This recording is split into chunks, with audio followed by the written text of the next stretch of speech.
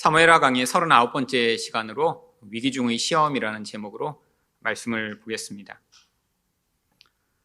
인생에서 위기를 당하면 그 위기 자체만으로도 아주 힘이 든데 꼭 그럴 때 그 위기에 더해서 시험이 임하는 경우들이 자주 있습니다.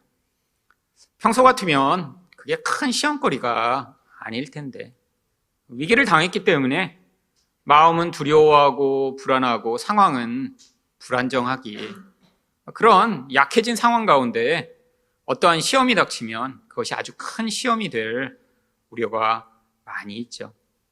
평소 같으면 그렇게 큰 문제가 되지 않을 텐데 이런 때 시험에 걸려 넘어지게 되면 그것 때문에 아주 큰 치명상을 입게 되는 경우가 있습니다. 그래서 다른 사람의 말 한마디에 대해도 흔들리고 상처를 입고, 그렇게 상처 입은 사람은 이 위기를 견뎌낼 그런 능력 또한 잃어버리게 되죠.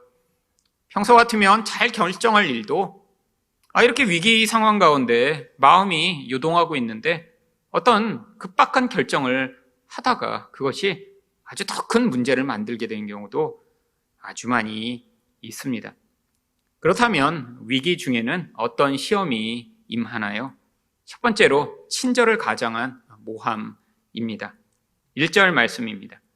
다윗이 마루턱을 조금 지나니 무비보셋의 종 시바가 안장 지은 두 나귀에 떡 200개와 건포도 100송이와 여름 과일 100개와 포도주 한 가죽 부대를 싣고 다윗을 맞는지라.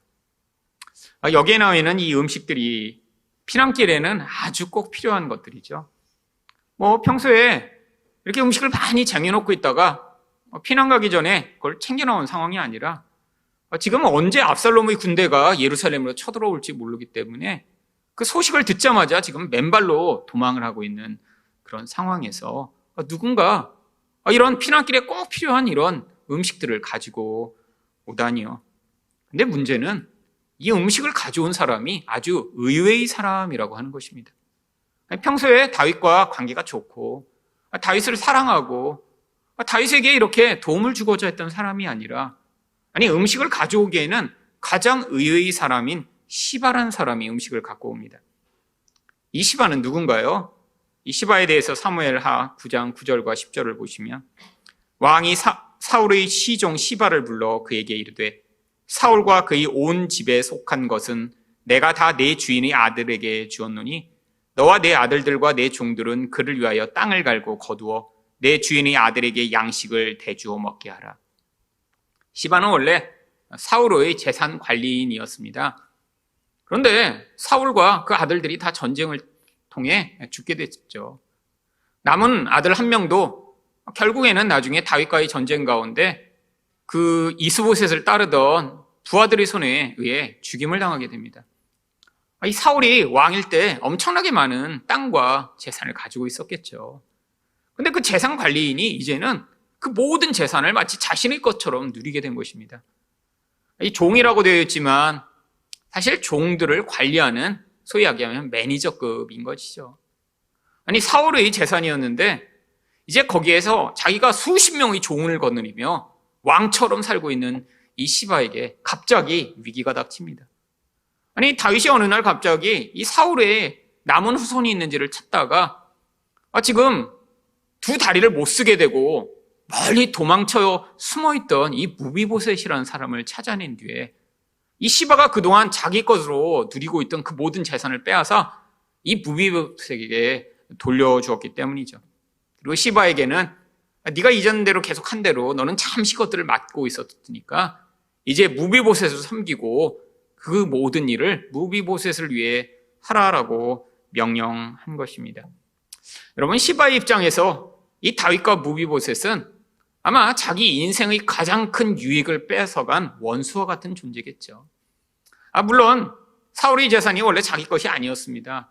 그런데 그 사울이 죽고 나서 그 재산을 자기 것처럼 오랜 기간 동안 누리고 있었는데 다시 그것을 빼앗기다니요.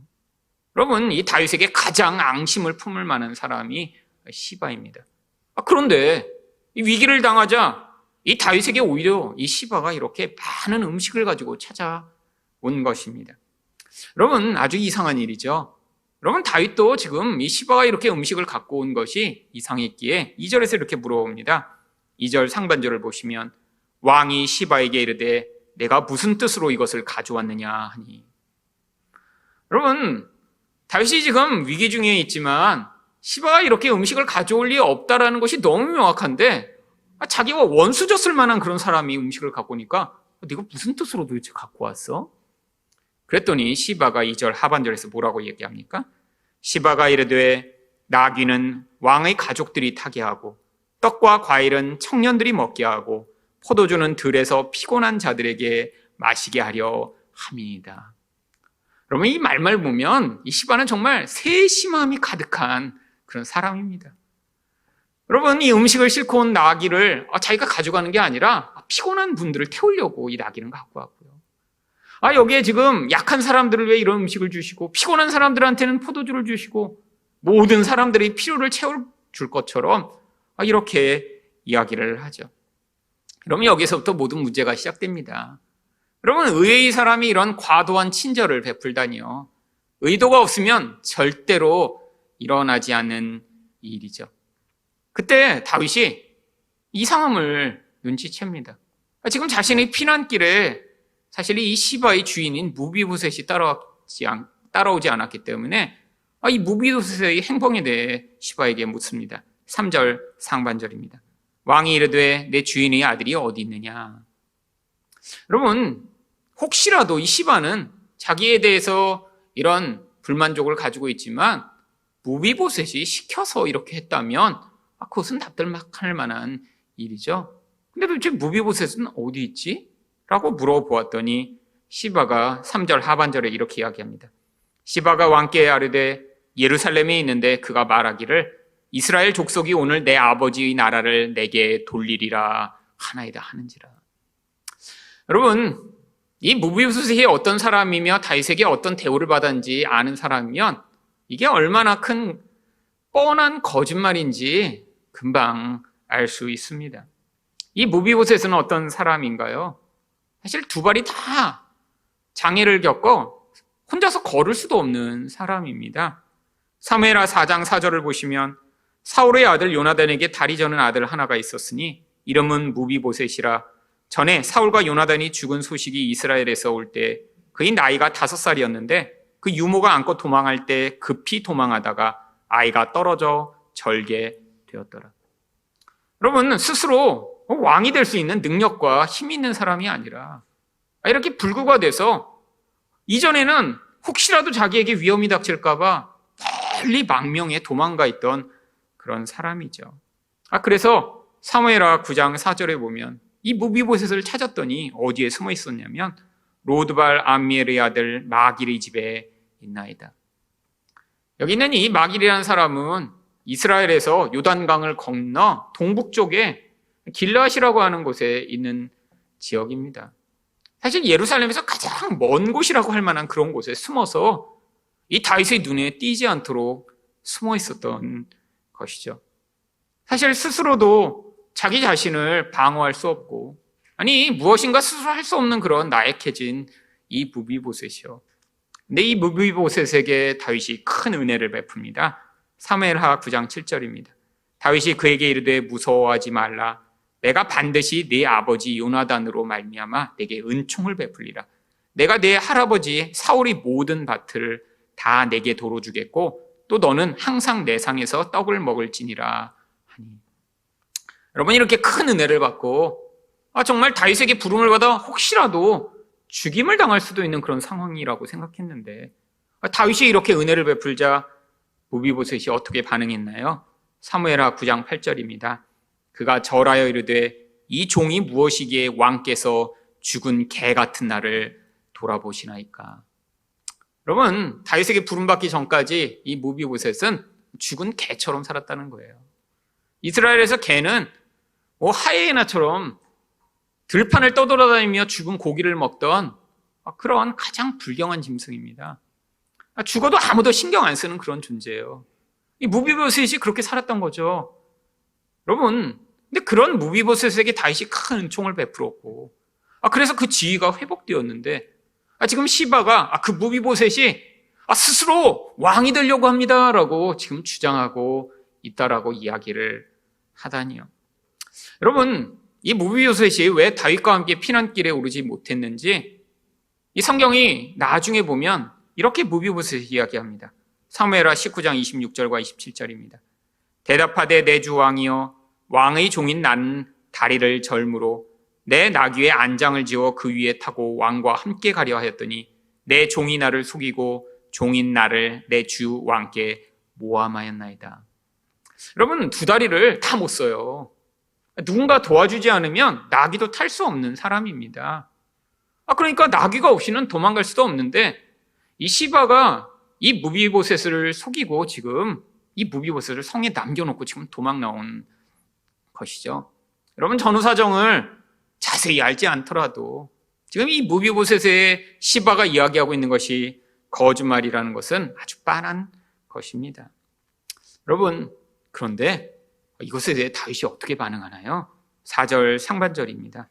왕이 시바에게 이르되 무비보셋에게 있는 것이 다 내 것이니라 하니라. 그러면 다윗이 그냥 이 무비보셋의 모든 재산, 사울의 모든 재산, 그 남은 거를 그냥 이 시바에게 다 주어버리고 맙니다. 왜 이렇게 하는 것이죠? 아주 이해할 수 없는 그런 결정을 다윗이 내리죠. 여러분, 이게 바로 지금 이 다윗이 내적으로 불안한데 지금 이 무비보셋을 향한 어떠한 감정이 다른 것에 의해 충동되어 일어나 결국 이 전이된 감정으로 말미암아 제대로 판단하고 있지 않음을 보여주고 있는 것입니다. 다른 말로 이야기하면 지금 다윗은 큰 시험에 든 것이죠. 여러분, 시바가 이 무비보셋을 무엇이라고 모함했나요? 이스라엘 족속이 오늘 내 아버지 나라를 내게 돌리리라. 지금 나라를 빼앗아 이 무비보셋에게 돌려주겠다라고 그렇게 생각한다고 주장한 거예요. 여러분, 근데 실제 지금 상황은 어떤 상황인가요? 지금 압살롬이 이 나라를 자신의 것이라고 주장하며 자기가 왕이 되려고 하는 상황이죠. 여러분, 이게 가당하기나 한 이야기인가요? 지금 두 다리가 불구라, 지금 개처럼 살고 있던 이 무비보셋이 갑자기 사람들이 자기를 왕으로 삼으려고 한다라고 주장하며 내가 왕이 돼야지라고 주장한다니요. 여러분, 말도 되지 않는데 그 말도 되지 않는 것 때문에 지금 다윗이 분노한 것입니다. 왜요? 압살롬은 다윗이 볼 때도 너무 잘난 아들이에요. 이스라엘이 좋아할 만한 그런 아들이에요. 이스라엘 전체에서 가장 잘생기고 가장 영향력 있는 그런 사람일 만한 해요. 아버지가 볼 때도 정말 저 아들이 저렇게 반역한 게 너무 당연하다. 그리고 저 아들이 반역하고 나선 이스라엘 전체가 이제 나로부터 내 아들에게 그 모든 인기를 빼앗아가 그가 왕이 되려고 할 때 그들이 나를 다 버리겠구나. 너무 당연하게 생각했습니다. 여러분, 그래서 저항하지도 않고 도망하기 시작한 것이죠.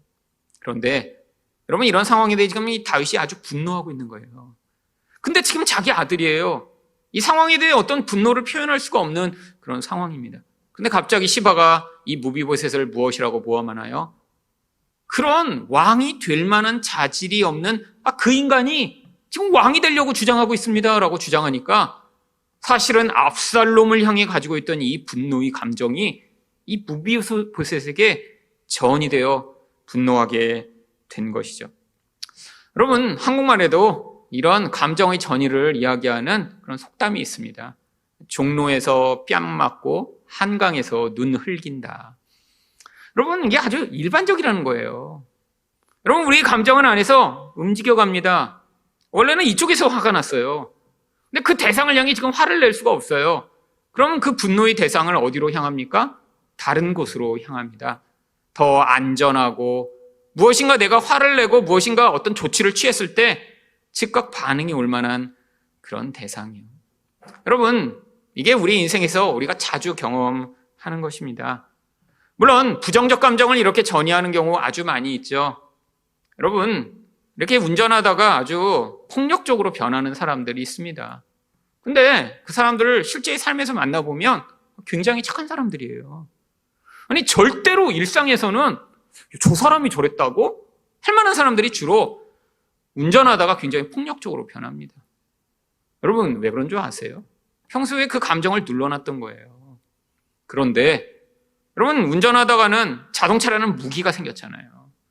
그리고 전혀 나를 모르는 사람이잖아요. 그러니까 그 상황에서 분노가 사실은 다른 대상을 향해 가지고 있던 눌림과 분노에서 어떤 모르는 사람을 향해 분노가 표출되는 것이죠. 여러분, 이 감정의 전이는 우리도 자주 경험합니다. 물론 긍정적 견이도 있죠. 어떤 사랑하는 감정을 그냥 다른 대상을 향해 좀 더 보편적으로 확장하는 그런 감정이에요. 여러분도 아마 드라마 좋아하는 사람들, 운동 경기 좋아하는 사람들 있죠. 이것도 감정의 전이 가운데 하나입니다. 원래는 내 누군가를 향한 그런 열정과 사랑을 어떠한 그런 TV에 나오는 사람, 아니면 나를 대신에 내가 이루고자 하는 어떤 성취를 이루는 그런 운동 선수를 향해 쏟아붓는 것이죠. 여러분, 그런데 이 감정의 전이가 심하면 심할수록 지금 영적으로는 아주 내면에서 심각한 문제가 발생하고 있는 것입니다. 여러분, 어떤 사람이 이런 드라마에 나오는 사람들에게 감정 전이를 많이 할까요? 일상에서 만족과 온전한 관계를 경험하지 못하는 사람들이 그렇게 합니다. 내가 누리고 싶고, 내가 받고 싶고, 내가 맺고 싶은 관계를 일상에서는 누릴 수 없는 거예요. 그래서 TV나 어떤 다른 대상에 나오는 누군가를 향해 그 감정을 전이했는데 문제가 발생합니다. 이건 가상적이잖아요. 이게 심각한 문제가 발생하면, 그 감정의 전이가 너무너무 심해지면 결국 내가 누군가를 나의 그런 아바타처럼 삼아 내 모든 감정과 열정을 전이한 대상이 무너지거나 문제가 생기면 같이 붕괴되는 경우들이 많이 있죠. 여러분, 대표적인 경우가 바로 최진실이 자살했을 때였습니다. 여러분, 최진실의 자살은 사실 한국에서 굉장히 그 당시에는 이슈가 됐죠. 여러분, 이 최진실에게 감정을 전이했던 많은 사람들이 있었습니다. 왜? 많은 사람들이 어떤 다양한 역할들을 대신해서 이 최진실이 드라마에서 그 모습을 보여줬기 때문이죠. 여러분, 그래서 최진실이 2008년 10월에 자살했는데요. 이 최진실이 죽고 나서 자살자가 그 전에의 같은 기간에 비해 1200명이나 증가했습니다. 2007년 10월에는 그렇게 많이 안 죽었는데 1년 사이에 그 최진실이 죽은 다음에 1200명이 더 자살한 거예요. 여러분, 감정의 전이가 너무 심했던 거죠.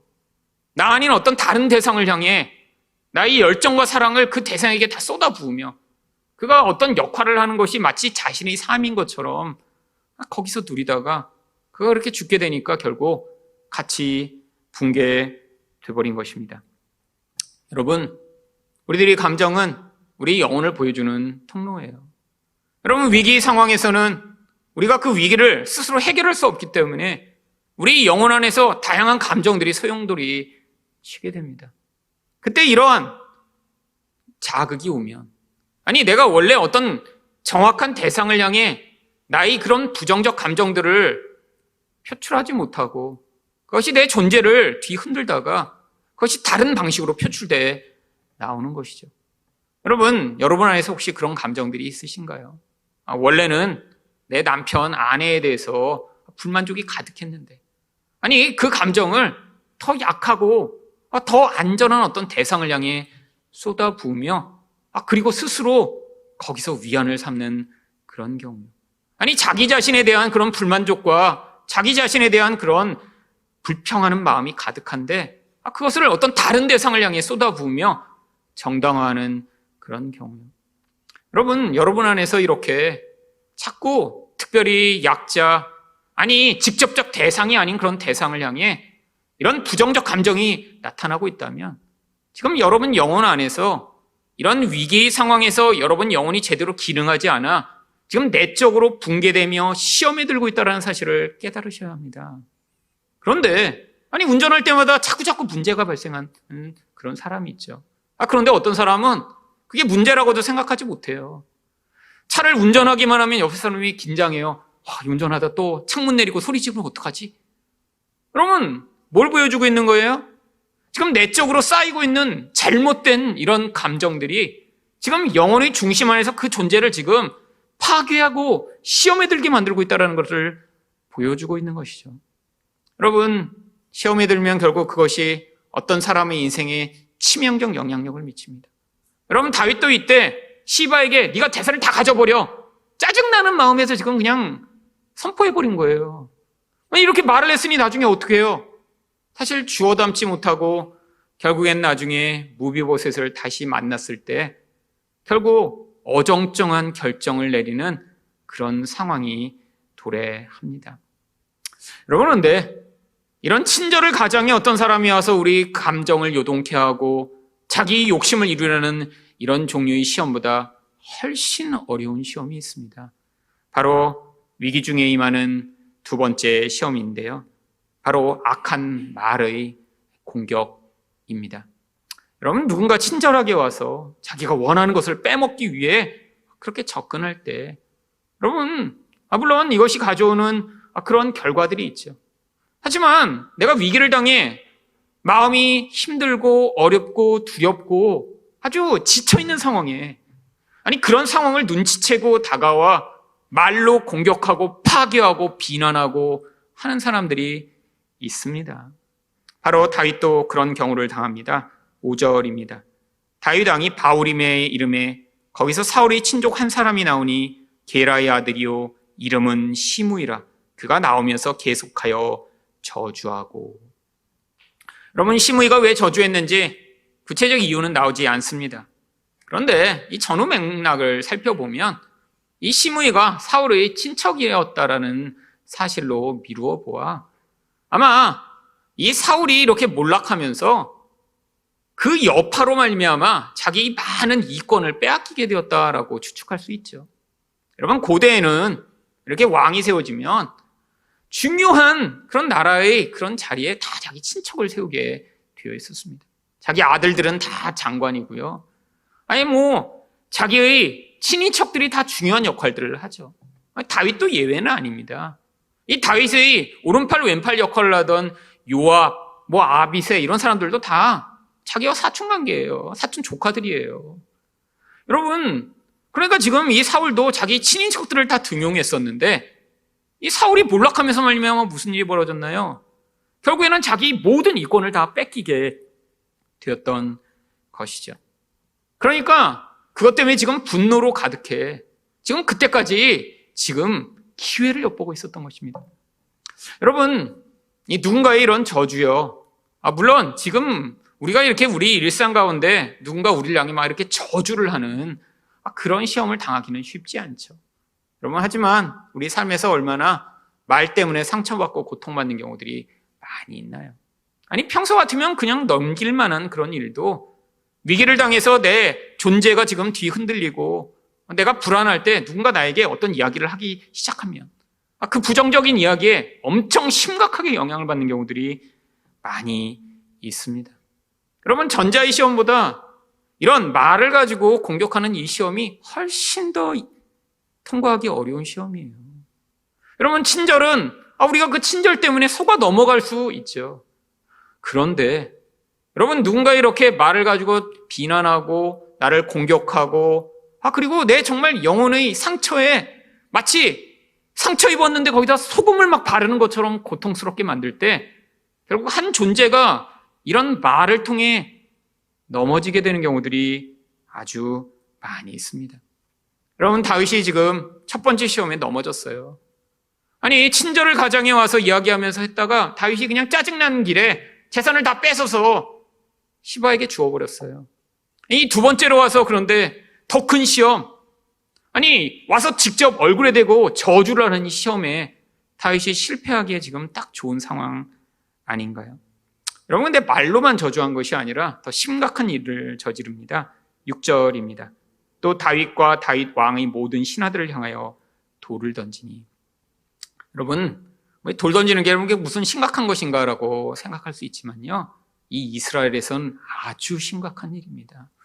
여러분, 언제 돌을 던졌냐면 레위기 24장 16절을 보시면 여호와의 이름을 모독하면 그를 반드시 죽일지니 온 회중이 돌로 그를 칠 것이니.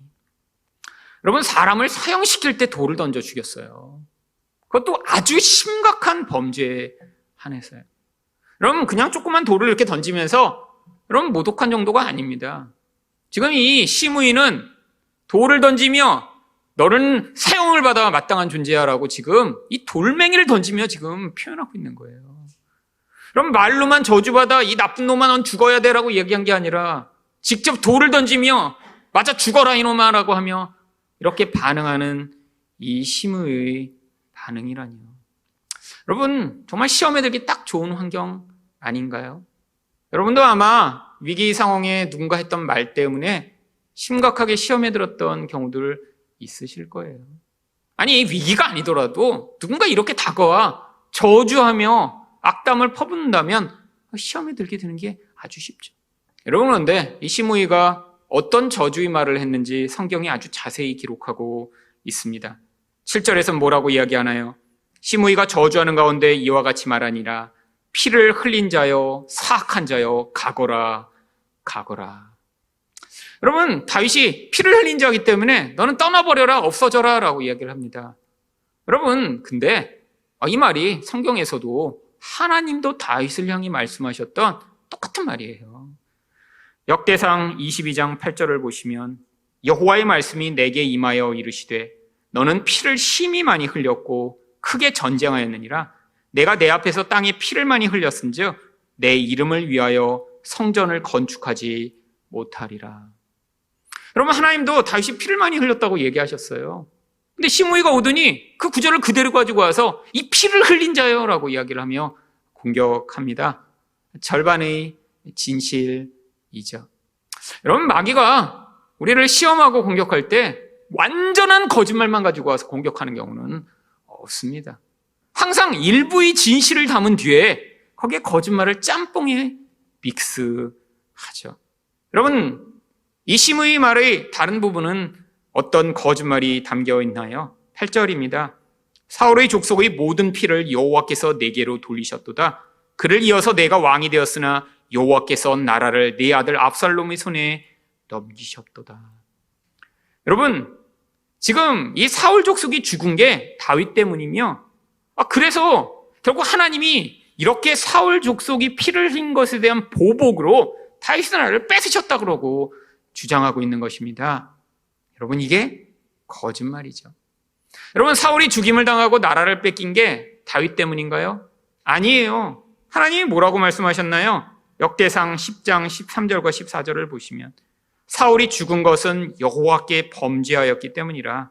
그가 여호와의 말씀을 지키지 아니하고 또 신접한 자에게 가르치기를 청하고 여호와께 묻지 아니하였으므로 여호와께서 그를 죽이시고 그 나라를 이새의 아들 다윗에게 넘겨주셨더라. 하나님이 사울의 나라를 다윗에게 주셨대요. 다윗이 사울을 죽인 게 아니라 하나님이 이렇게 불순종하는 자, 하나님이 아닌 우상을 섬기는 자를 죽여버리셨다라고 성경이 명확하게 이야기를 하고 있습니다.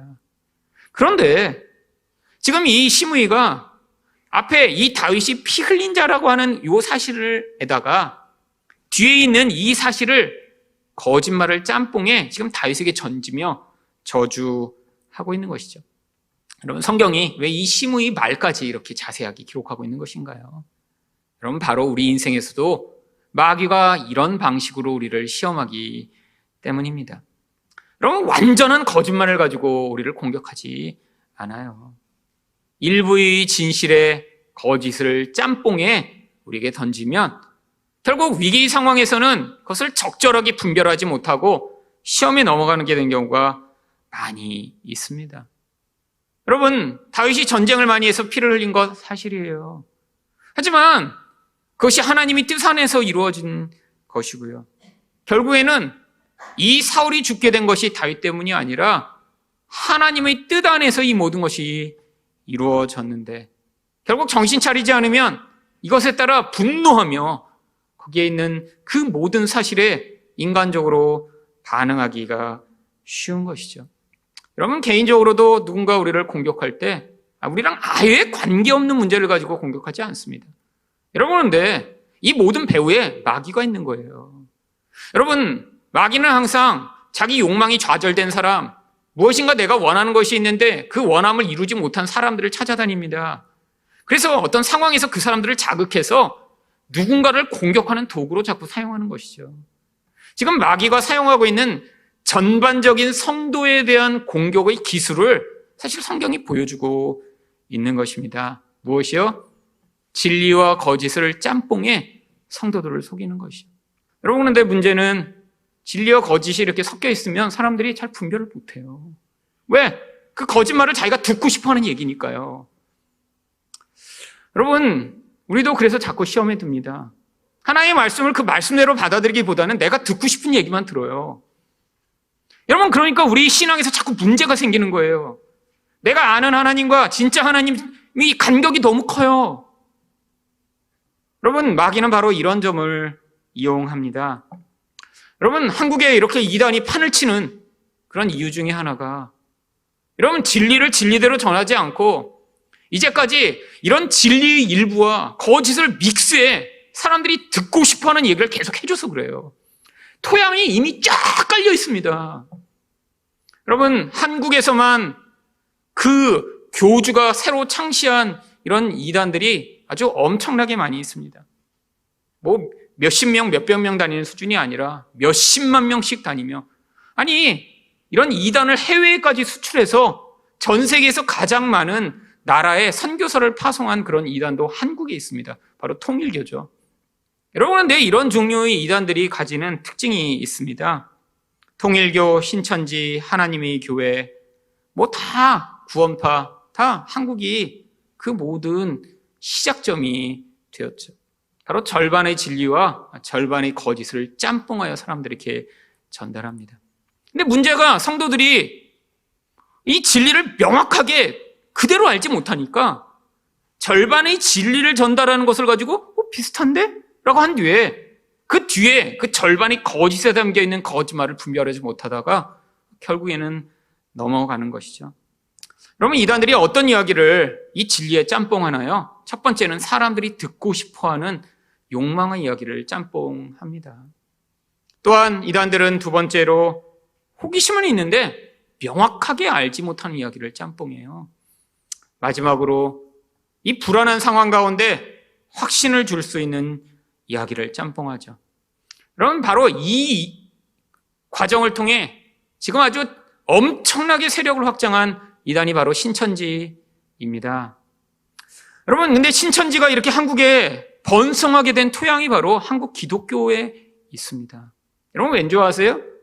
여러분, 신천지는 이 요한계시록을 가지고 성도들을 미혹하죠. 여러분, 근데 그 요한계시록이 이렇게 잘못된 방식으로 가르치는데도 성도들이 그 신천지의 거짓된 가르침에 속아 넘어가게 되는 아주 중요한 이유가 잘못된 하나님 나라 개념을 가지고 있어서 그래요. 어떤 건 줄 아세요? 여러분, 요한계시록에 나오는 모든 이야기는 바로 이 땅에서 이렇게 하나님 나라를 붕괴시키며 눈에 보이는 세상의 영향력이 강력한 것 같아도 결국 하나님이 이기시고 하나님이 통치하신다는 것을 보여주어 핍박당하는 성도들에게 위로를 주기 위해 기록된 책입니다. 여러분, 그런데 잘 이해가 안 되니까 이 요한계시록을 예전에 사람들이 어떻게 가르쳤냐면, 나중에 이 땅은 좀 힘들지만 위기가 오고 시험이 올 때도 그것도 7년이라는 특별한 기간에 몰아서 이렇게 시험이 올 것입니다. 그게 나중에 7년 대환란으로 임하고, 그 7년 대환란을 지날 때 성도들은 하나님이 특별히 그 환란을 피하게 만드신 뒤에 나중에 환란이 다 끝나 이 땅이 다 평정되고 나면 하늘에서부터 그 성도들을 데리고 오셔서 이 땅에 천년 왕국을 이룰 것이라고 가르쳐왔습니다. 근데 바로 신천지가 그걸 그대로 갖고 온 거예요. 여러분, 그래서 신천지에 대한 사람들이 요한계시록 어떻게 알고 있는 줄 아세요? 나중에 천년 왕국이 임하면, 이제 곧 종말이 임할 거니까 천년 왕국이 임하면 자기들이 이 세상에서 왕이 될 거라고 그래요. 그래서 서로 그렇게 얘기한대요. 나는 스페인을 다스릴 테니까 너는 미국 다스려. 그래서 자기가 마치 스페인이 왕이 된 것처럼, 그래서 나중에 나는 스페인 가봤더니 거기 뭐 오래된 궁전도 많고 참 아름답더라. 그러니까 난 스페인을 가질게. 그래서 서로 지금 땅 따먹게 하고 있대요, 미리. 여러분, 이런 잘못된 그런 성경관, 여러분, 근데 그 뿌리가 어디에서 온 줄 아세요? 한국 기독교에서부터 온 것입니다. 여러분, 이 땅에서 이렇게 조금 고난을 이기고 나면 나중에 그렇게 온 세상에서 부요하고 남을 다스리는 그런 가짜 왕이 될 거라고 가르쳤던 이런 기독교의 그 토양 가운데 바로 사람들이 그런 것들을 그대로 받아들일 수 있게 된 것이죠. 여러분, 요한계시록은 모호한 책입니다. 왜? 상징적으로 기록되어 있으니까요. 666, 사람들이 무엇인지 잘 모르니까 거기다 엉뚱한 것을 덧붙이기 시작했죠. 제가 어렸을 때는 666이 바코드라고 막 가르치다가 또 성인이 됐더니 그동안 바뀌었어요. 애들이 뭐 칩을 넣는데요. 여러분, 이제 몇 년 지나면 또 새로운 게 나타날지 몰라요. 뭐 칩 이제 안 넣을지도 모릅니다. 여러분, 뭐 성경이 그렇게 어떤 때는 뭐 2000년 전에 앞으로 2000년 후에 바코드 찍을 테니까 바코드 받지 마. 이런 걸 가르치려고 기록된 책인가요? 우리에게 하나님 나라와 이 마귀의 나라의 영적 실체를 우리에게 보여주고자 그림으로 보여준 거예요. 마귀가 아무리 날뛰고 세상을 지배하는 것 같아도 그의 모든 노력은 666, 그런 불완전함이 합쳐 결국 망하게 될 것임을 우리에게 가르치는데, 이런 잘못된 해석을 가지고 이야기하며 사람들에게 엉뚱한 환상을 심어주는 이런 것.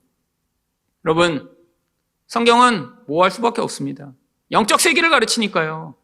여러분, 아무리 성경을 잘 알고 하나님 나라를 안다고 해도 하나님이 우리 인생에서 행하시는 일, 아니, 우리가 다 할 수 없어요. 여러분, 어떻게 할 수 있겠어요? 우리는 어린아이에 불과합니다. 하나님이 우리와 같은 무지한 자들의 인생을 하지만 인도해 나가시며 이끄시며 결국에는 완성하실 것을 믿는 믿음을 요구하시는 거죠. 여러분, 무엇인가 확고한 무엇이 있어야 믿겠다? 믿음이 아니에요. 여러분, 바로 이렇게 불완전한 사람들에게 그래서 이단들은 확고한 답을 줍니다. 14만 4천 명이 모이면 종말이 올 것이다. 여러분, 신천지가 이걸로 사람들을 많이 모았어요. 그 14만 4천 명이 들어오도록 만들기 위해. 근데 문제가 너무 전도가 잘 되면서 14만 4천 명이 넘어버렸어요. 그랬더니 고민이 생긴 거예요. 그래서 뭐 하고 있는 줄 아세요? 시험 보는 것입니다. 시험 봐갖고 14만 4천 등까지만 나중에 이렇게 종말할 때 왕이 된대요. 그러니까 막 기를 쓰고 막 이렇게 시험을 봐요. 여러분, 한국에서 토양을 만들어 놓은 곳이죠. 한국 기독교가요. 어떤 토양이요? 이런 절반의 진리와 절반의 거짓이 섞여 있는데도 뭐가 진짜인지 거짓말인지 분별하지 못하는 그런 토양이요. 여러분, 이것 때문에 얼마나 많은 가정들이 고통하고 있는지 모릅니다. 여러분, 이게 지금 결국에는 인간이 하나님을 잘못 오해하고 그것을 제대로 가르치지 않고 그것이 너무 당연하게 받아들이며 이런 신앙생활을 해왔던 결과로 나타난 것이죠. 여러분, 마귀는 지금도 계속해서 우리를 시험합니다. 자기가 믿고 싶은 것만 믿도록, 자기가 듣고 싶은 것만 듣도록, 아니, 잘 될 거라는 거짓말에 속아 넘어가도록. 아니요. 여러분, 하나님을 바로 알지 못하면 결국에는 우리는 언젠가 이런 마귀 거짓말에 반드시 대가를 치루어야 합니다. 여러분, 누군가 이렇게 우리를 말로 시험하고 말로 이렇게 악담을 퍼부을 때 내가 그 사람에게 보복하고 싶은데 하지 못하는 그 상황에서 누군가 대신해 줄 수 있다면 얼마나 좋을까요? 여러분, 다윗에게 바로 그런 사람이 있었습니다. 9절입니다. 수리아의 아들 아비새가 왕께 여짜오되 이 죽은 개가 어찌 내 주 왕을 저주하리이까? 청하건대 내가 건너가서 그의 머리를 베게 하소서 하니. 아니, 뭐 이렇게 옛날처럼 칼로 누군가를 자르고 이런 건 아니어도 누군가 나를 공격하고 비난하는데 나를 대신에 누군가 나타나더니 그 사람에게 대신 이렇게 싸워주는 사람이 있다면 얼마나 가슴이 후련하고 좋을까요? 여러분, 근데 이 아비새는 이런 일에 아주 빠른 사람이었습니다. 다윗 왕을 섬기는데 그 사람이 뭘 원하고 뭘 간절히 원하는지 아주 잘 알아요. 근데 문제는 다윗은 우리와 같이 반응하지 않는 사람이었습니다. 이전에도 사무엘상 26장 8절을 보시면 똑같은 일이 있었죠. 아비새가 다윗에게 이르되 하나님이 오늘 당신의 원수를 당신의 손에 넘기셨나이다. 그러므로 청하노니 내가 창으로 그를 찔러서 단번에 땅에 꽂게 하소서. 내가 그를 2번 찌를 것이 없으리다 하니. 여러분, 다윗은 어떻게 반응하나요? 아니, 누군가 이렇게 나를 공격하고 나를 고통하게 하는데 그걸 단번에 해결해 버리고 싶은 게 우리 인지상정 아닌가요? 여러분, 그런데 이번 시험에서 다윗은 이 훨씬 어려운 시험을 이겨냅니다. 어떻게 이겨내나요? 10절입니다. 왕이 이르되 그가 저주하는 것은 여호와께서 그에게 다윗을 저주하라 하시니. 여러분, 이게 쉬운 얘기 같지만 쉬운 거 아니에요. 여러분, 좋은 이야기 하는 것만 하나님의 뜻으로 받아들이고 싶은 게 우리들이죠. 여러분, 그런데 이 누군가를 하는 그 저주를 그것까지도 하나님이 하신 것이라고 받아들이는 것 정말로 어려운 일입니다. 여러분, 다윗이 한 번은 실패했지만 실패하지 않은 이유가 무엇인가요? 그 최악의 것까지도 하나님의 뜻으로 받아들이며 자기 보복하고자 하는 의지를 꺾어버린 것이죠. 그래서 11절에 뭐라고 이야기합니까? 또 다윗이 아비새와 모든 신하들에게 이르되 내 몸에서 난 아들도 내 생명을 해하려 하거늘 하물며 이 베냐민 사람이랴 여호와께서 그에게 명령하신 것이니 그가 저주하게 버려두라. 여러분, 이 다윗의 말처럼 우리 인생 가운데 정말로 이런 어찌할 수 없는 상황들이 벌어질 때가 있습니다. 그런데 어찌할 수 없는 상황들이 주로 어떻게 벌어지나요? 다윗처럼 가장 가까운 사람으로 말미암아 벌어지는 경우가 많이 있죠. 다윗처럼 자기 아들이 자기를 죽이려고 하는 그런 상황. 여러분, 이런 상황을 경험하며 다윗이 어떻게 된 거예요? 꺾인 것입니다. 아니, 지금 왕이니까 옆에 칼을 든 군사들이 가득하니까 저런 늙은 그런 악당 하나 목 베는 거 아주 쉬운 일이죠. 그런데 그 쉬운 일마저도 포기하며 하나님이 내 인생에서 허락하시는 모든 것을 받아들이겠다라고 하는 이 태도, 이게 바로 자아가 죽은 자가 보여주는 그런 모습입니다. 여러분, 하나님이 여러분 인생에서 정말 여러분이 스스로 어떻게 할 수 없는 그런 상황을 만들어 가실 때가 있으신가요? 이전에는 노력도 해보고 화도 내보고 계획 세워서 어떻게 해보려고 몸부림쳐봤지만, 아니, 다윗처럼 이렇게 아무것도 할 수 없는 상황에 처하신 경우가 있으신가요? 여러분, 그때 이 위기 상황에서 벗어나고 시험을 이길 수 있는 유일한 길은 하나님을 바라보는 것입니다. 여러분, 지금은 이해할 수 없지만 하나님이 이 모든 것 가운데 하나님이 계획으로 인도하실 것들을 기대하고 기다리는 자에게 하나님이 반드시 응답하십니다. 다윗이 12절에서 자기 마지막 소망을 이렇게 이야기합니다. 혹시 여호와께서 나의 원통함을 감찰하시리니 오늘 그 저주 때문에 여호와께서 선으로 내게 갚아주시리라 하고. 여러분, 다윗 원통하죠. 그 하는 말에 다 반박하고 싶죠. 그거 아니라고 꼬치꼬치 이야기하며 대들고 싶죠. 아니, 왕이니까 가서 그냥 목을 확 베어버리고 싶죠. 근데 그걸 못하는 게 원통하죠. 반박하지 못하는 게 화가 나죠. 여러분, 그런데 그것마저도 하나님께 올려드립니다. 왜? 하나님이 심판자라는 사실을 인정하는 것이죠. 여러분, 우리 인생에서 가장 힘든 게 어쩌면 이 자리에 서는 것입니다. 내가 할 수 있는 것 포기하고, 내가 심판할 수 있는 것 내려놓고, 내가 반박하고 싶은 것 다 내려놓으며 그것마저도 하나님이 하신 것이라고 받아들이는 자리에 서는 것. 그리고 내 인생에서 주어진 이런 비참하고 원통한 상황마저도 하나님이 다시 회복할 수 있다고 고백하며 하나님에게만 유일한 소망을 두는 자, 바로 이것이 시험에서 이길 수 있는 길이며 하나님의 회복을 경험할 수 있는 길입니다. 여러분, 인생 가운데 위기를 당하시고 시험에 드셨을 때 바로 하나님만을 바라보심으로 말미암아 이 시험을 통과하시는 여러분 되시기를 축원드립니다.